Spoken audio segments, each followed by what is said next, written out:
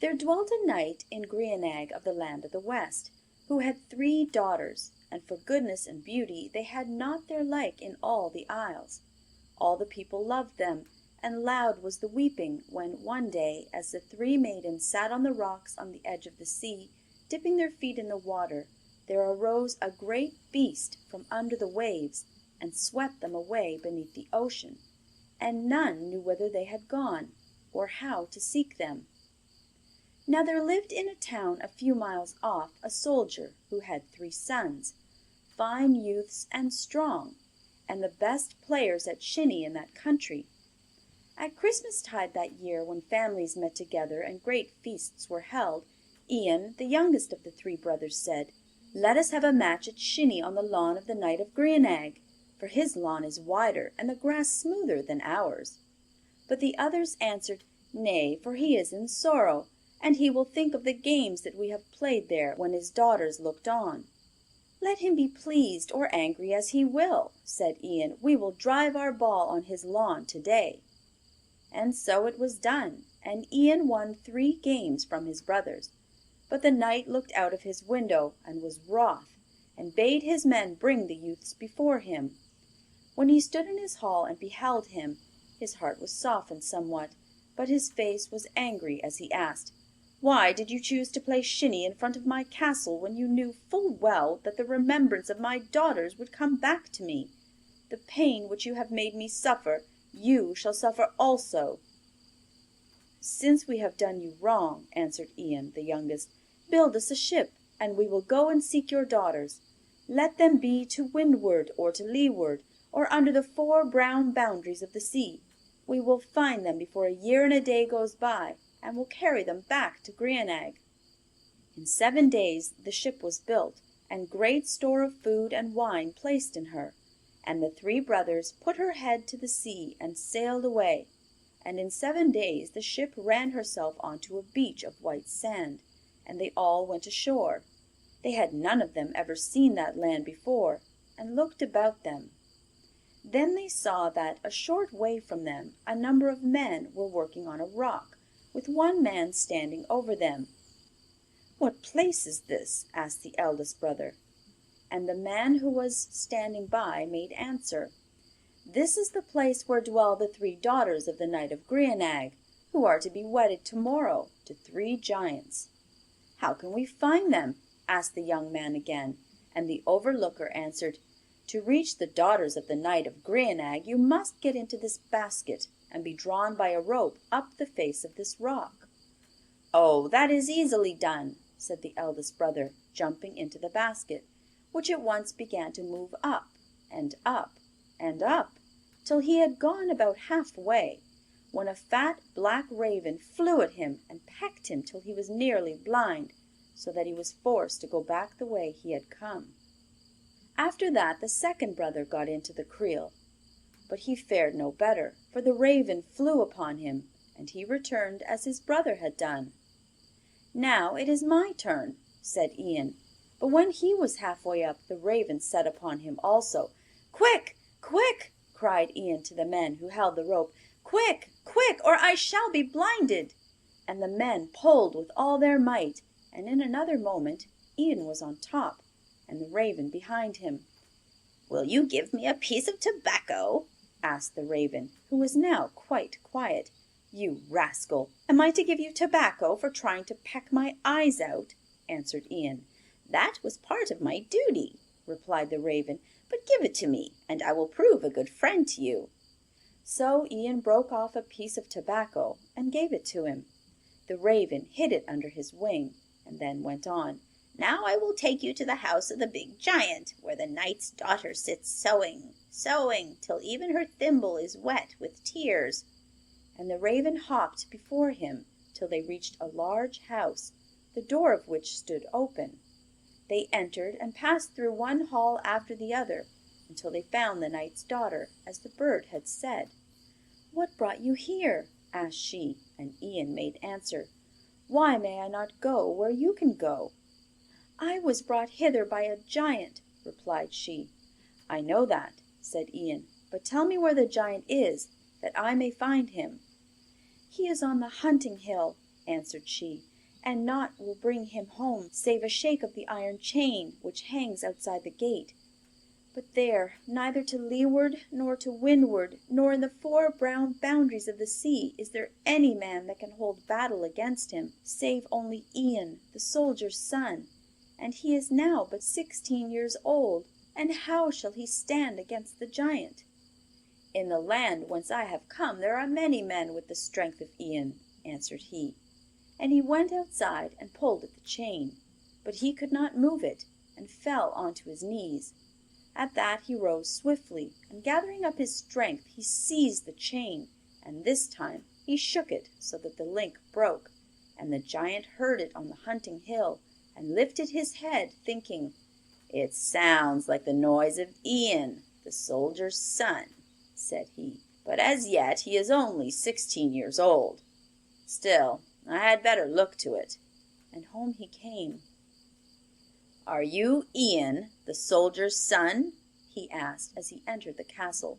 "No, of a surety," answered the youth, who had no wish that they should know him. "Then who are you in the leeward, or in the windward, or in the four brown boundaries of the sea, who are able to move my battle chain?" "That will be plain to you after wrestling with me, as I wrestle with my mother. And one time she got the better of me, and 2 times she did not." So they wrestled, and twisted and strove with each other, till the giant forced Ian to his knee. "You are the stronger," said Ian, and the giant answered, "All men know that." And they took hold of each other once more, and at last Ian threw the giant, and wished that the raven were there to help him. No sooner had he wished his wish than the raven came. "Put your hand under my right wing, and you will find a knife sharp enough to take off his head," said the raven, and the knife was so sharp that it cut off the giant's head with a blow. "Now go and tell the daughter of the king of Grianag, but take heed lest you listen to her words, and promise to go no further, for she will seek to help you. Instead, seek the middle daughter, and when you have found her you shall give me a piece of tobacco for reward." "Well have you earned the half of all I have," answered Ian, but the raven shook his head. "You know only what has passed, and nothing of what lies before. If you would not fail, wash yourself in clean water, and take balsam from a vessel on top of the door, and rub it over your body, and tomorrow you will be as strong as many men, and I will lead you to the dwelling of the middle one." Ian did as the raven bade him, and in spite of the eldest daughter's entreaties, he set out to seek her next sister. He found her where she was seated, sewing, her very thimble wet from the tears which she had shed. "What brought you here?" asked the second sister. "Why may I not go where you can go?" answered he. "And why are you weeping?" "Because in one day I shall be married to the giant who is on the hunting hill." "How can I get him home?" asked Ian. "Naught will bring him but a shake of that iron chain which hangs outside the gate. But there is neither to leeward nor to westward, nor in the four brown boundaries of the sea, any man that can hold battle with him, save Ian, the soldier's son, and he is now but 16 years of age." "In the land whence I have come there are many men with the strength of Ian," said he, and he went outside and pulled at the chain, but he could not move it, and fell on his knees. At that he rose to his feet, and gathering up his strength mightily, he seized the chain, and this time he shook it so that 3 links broke. And the second giant heard it on the hunting hill, and lifted his head, thinking, "It sounds like the noise of Ian, the soldier's son," said he, "but as yet he is only 16 years old. Still, I had better look to it." And home he came. "Are you Ian, the soldier's son?" he asked as he entered the castle. "No, of a surety," answered the youth, who had no wish that this giant should know him either. "But I will wrestle with you as if I were he." Then they seized each other by the shoulder, and the giant threw him on his 2 knees. "You are the stronger," cried Ian, "but I am not beaten yet." And rising to his feet, he threw his arms round the giant. Backwards and forwards they swayed, and first one was uppermost and then the other. But at length Ian worked his leg round the giant's and threw him to the ground. Then he called to the raven, and the raven came flapping towards him and said, "Put your hand under my right wing, and you will find there a knife sharp enough to take off his head." And sharp indeed it was, for with a single blow the giant's head rolled from his body. "Now wash yourself with warm water, and rub yourself over with oil of balsam, and tomorrow you will be as strong as many men. But beware of the words of the knight's daughter, for she is cunning, and will try to keep you at her side. So farewell, but first give me a piece of tobacco." "That I will gladly," answered Ian, breaking off a large bit. He washed and rubbed himself that night, as the raven had told him, and the next morning he entered the chamber where the knight's daughter was sitting. "Abide here with me," she said, "and be my husband. There is silver and gold in plenty in the castle." But he took no heed, and went on his way till he reached the castle where the knight's youngest daughter was sewing in the hall, and tears dropped from her eyes onto her thimble. "What brought you here?" asked she, and Ian made answer, "Why may I not go where you can go?" "I was brought hither by a giant." "I know full well," said he. "Are you Ian, the soldier's son?" asked she again, and again he answered, "Yes, I am. But tell me, why are you weeping?" "Tomorrow the giant will return from the hunting hill, and I must marry him," she sobbed, and Ian took no heed, and only said, "How can I bring him home?" "Shake the iron chain that hangs outside the gate." And Ian went out and gave such a pull to the chain that he fell down at full length from the force of the shake. But in a moment he was on his feet again, and seized the chain with so much strength that 4 links came off in his hand. And the giant heard him in the hunting hill, as he was putting the game he had killed into a bag. "In the leeward or the windward, or in the 4 brown boundaries of the sea, there is none who could give my chain a shake save only Ian, the soldier's son. And if he has reached me, then he has left my 2 brothers dead behind me." With that he strode back to the castle, the earth trembling under him as he went. "Are you Ian, the soldier's son?" asked he, and the youth answered, "No, of a surety." "Then who are you, in the leeward or the windward, or in the 4 brown boundaries of the sea, who are able to shake my battle chain? There is only Ian, the soldier's son, who can do this, and he is but now 16 years old." "I will show you who I am when you have wrestled with me," said Ian. And they threw their arms round each other, and the giant forced Ian onto his knees, but in a moment he was up again, and crooking his leg round the shoulders of the giant, he threw him heavily to the ground. "Stumpy black raven, come quick!" cried he, and the raven came and beat the giant about the head with his wings, so that he could not get up. Then he bade Ian take out a sharp knife from under his feathers, which he carried with him for cutting berries, and Ian smote off the giant's head with it. And so sharp was that knife that with one blow the giant's head rolled on the ground. "Rest now this night also," said the raven, "and tomorrow you shall take the knight's 3 daughters to the edge of the rock that leads to the lower world. But take heed to go down first yourself, and let them follow after you, and before I go you shall give me a piece of tobacco." "Take it all," answered Ian, "for well have you earned it." "No, give me but a piece. You know what is behind you, but you have no knowledge of what is before you." And picking up the tobacco in his beak, the raven flew away. So the next morning the knight's youngest daughter loaded asses with all the silver and gold to be found in the castle, and she set out with Ian, the soldier's son, for the house where her second sister was waiting to see what would befall. She also had asses laden with precious things to carry away, and so had the eldest sister when they reached the castle where she had been kept a prisoner.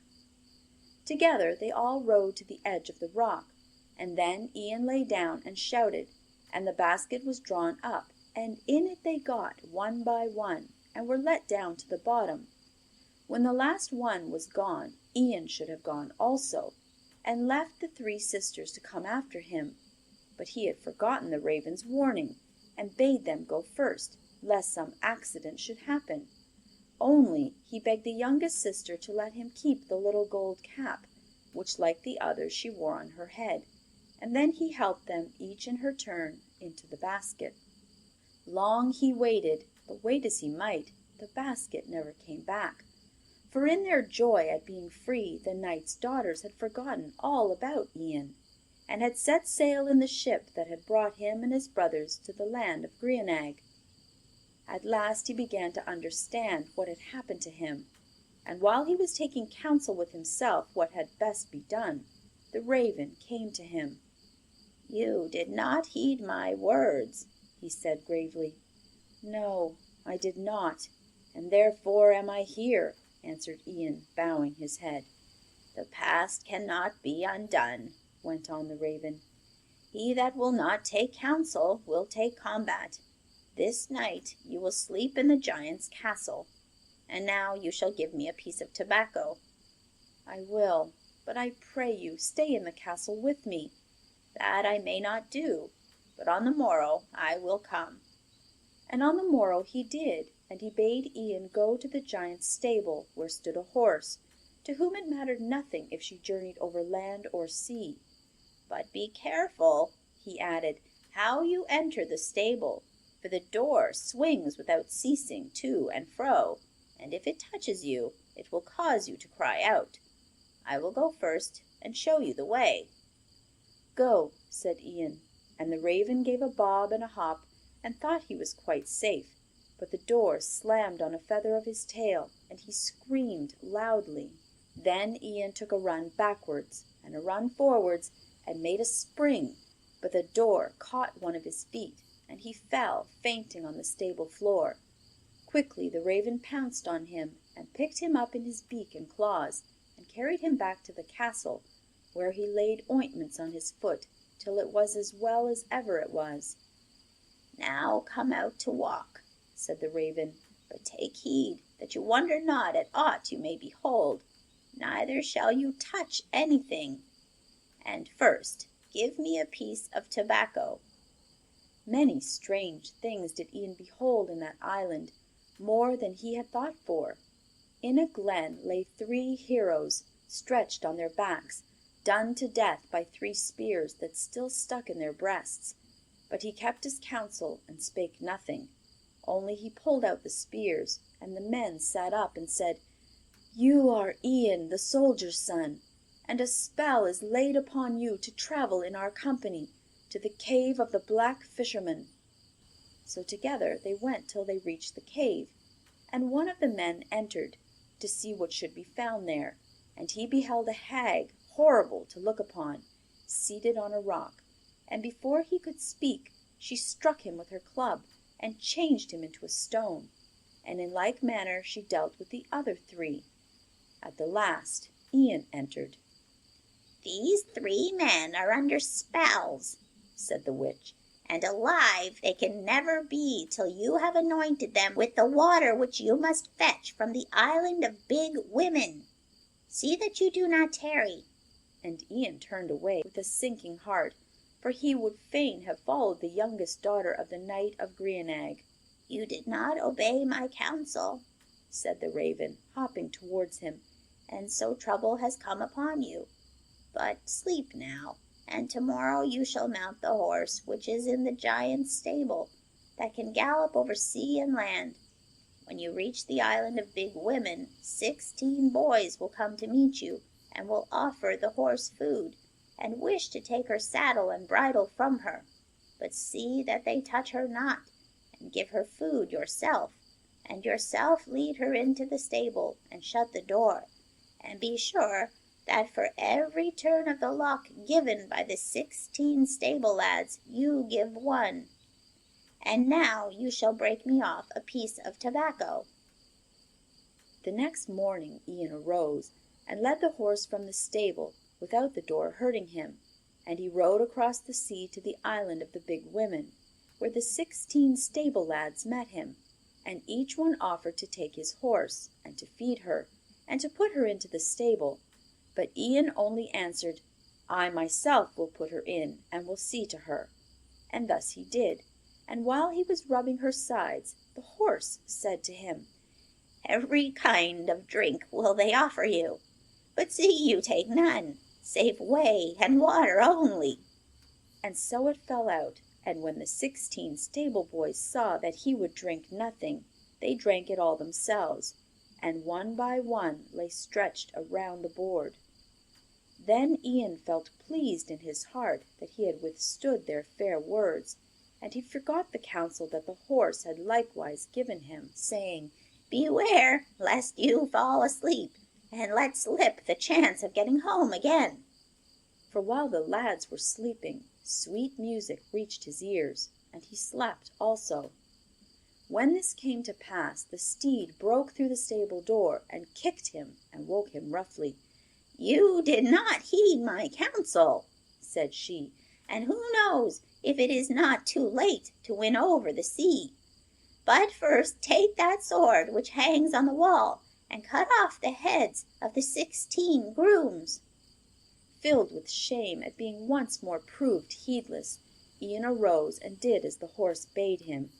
Then he ran to the well and poured some of the water into a leather bottle, and jumping on the horse's back, rode over the sea to the island where the raven was waiting for him.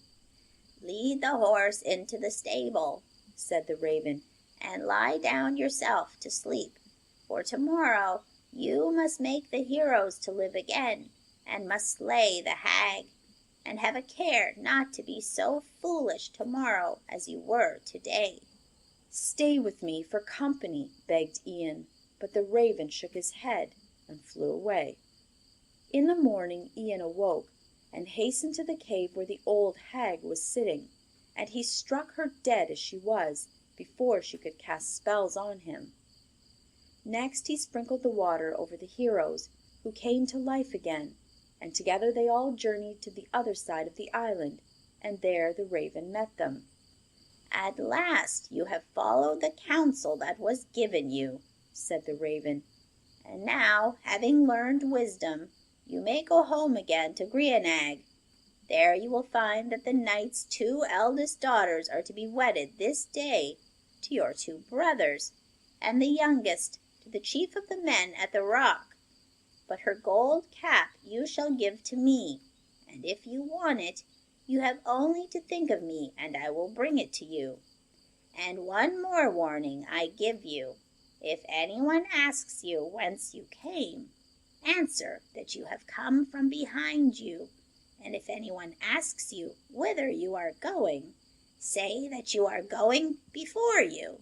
So Ian mounted the horse, and set her face to the sea and her back to the shore, and she was off, away and away till she reached the church of Grianag, and there in a field of grass beside a well of water he leaped down from his saddle.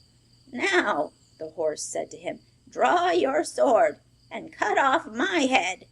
But Ian answered, "Poor thanks would that be for all the help I have had from you. It is the only way that I can free myself from the spells that were laid by the giants on me and the raven. For I was a girl, and he was a youth wooing me. So have no fears, but do as I have said." Then Ian drew his sword as she bade him, and cut off her head, and went on his way without looking backwards. As he walked he saw a woman standing at her house door. She asked him whence he had come, and he answered as the raven had told him, that he had come from behind. Next she inquired whither he was going, and this time he made reply that he was going on before him, but that he was thirsty and would like a drink. "You are an impudent fellow," said the woman, "but you shall have a drink," and she gave him some milk, which was all she had till her husband came home.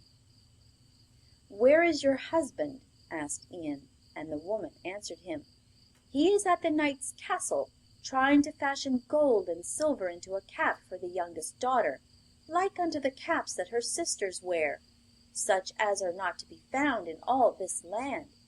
But see, he is returning, and now we shall hear how he has sped." At that the man entered the gate, and beholding a strange youth, he said to him, "What is your trade, boy?" "I am a smith," replied Ian, and the man answered, "Good luck has befallen me, then, for you can help me to make a cap for the knight's daughter." "You cannot make that cap, and you know it," said Ian. "Well, I must try," replied the man, "or I shall be hanged on a tree. So it were a good deed to help me." "I will help you if I can," said Ian, "but keep the gold and silver for yourself, and lock me into the smithy tonight, and I will work my spells." So the man, wondering to himself, locked him in. As soon as the key was turned in the lock, Ian wished for the raven, and the raven came to him, carrying the cap in his mouth. "Now take my head off," said the raven, but Ian answered, "Poor thanks were that for all the help you have given me." "It is the only thanks you can give me," said the raven, "for I was a youth like yourself before spells were laid on me." Then Ian drew his sword and cut off the head of the raven, and shut his eyes so that he might see nothing. After that he lay down and slept till morning dawned, and the man came and unlocked the door, and shook the sleeper. "Here is the cap," said Ian drowsily, drawing it from under his pillow, and he fell asleep again directly. The sun was high in the heavens when he woke again, and this time he beheld a tall, brown-haired youth standing by him. "I am the raven," said the youth, "and the spells are broken. But now get up and come with me." Then they two went together to the place where Ian had left the dead horse, but no horse was there now, only a beautiful maiden. "I am the horse," she said, "and the spells are broken." And she and the youth went away together. In the meantime the smith had carried the cap to the castle, and bade a servant belonging to the knight's youngest daughter bear it to her mistress. But when the girl's eyes fell on it, she cried out, "He speaks false, and if he does not bring me the man who really made the cap, I will hang him on the tree beside my window." The servant was filled with fear at her words, and hastened and told the smith, who ran as fast as he could to seek for Ian. And when he found him and brought him into the castle, the girl was first struck dumb with joy. Then she declared that she would marry nobody else. At this some one fetched to her the Knight of Grianag, and when Ian had told his tale, he vowed that the maiden was right, and that his elder daughters should never wed with men who had not only taken glory to themselves which did not belong to them, but had left the real doer of the deeds to his fate. And the wedding guests said that the knight had spoken well, and the two elder brothers were fain to leave the country, for no one would converse with them.